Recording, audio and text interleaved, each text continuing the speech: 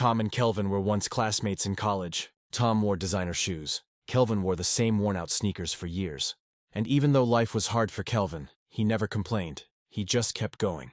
It had been a while since they graduated, and both were now searching for work. Tom arrived first, dressed in a sharp, expensive suit. He looked confident, maybe even overconfident. Kelvin walked in a few minutes later. He wore a clean shirt and jeans. Nothing fancy, just what he could afford. The moment Tom saw him, he smirked. "Well, well, well, if it isn't Kelvin," Tom said loudly. "Still dressing like a beggar, I see. You really think you're getting a job here looking like that?"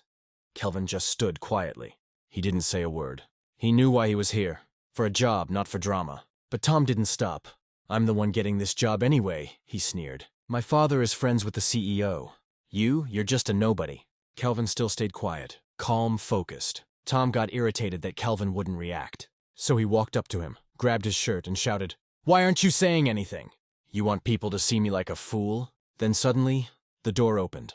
The CEO walked in. He saw Tom gripping Kelvin's shirt, saw the arrogance in his eyes, and saw the silence and pain in Kelvin's. "What's going on here?" the CEO asked, stunned. Tom immediately switched his tone. "Sir, I was just teaching this loser a lesson," Tom said. "He doesn't belong here." But the CEO wasn't impressed. He raised his voice. "Shut the hell up. Just because your father is rich, you think you can treat people like garbage? You're not fit to work here. Get out, now, before I call security." Tom froze, his confidence shattered. He tried to speak, but the CEO turned his back on him.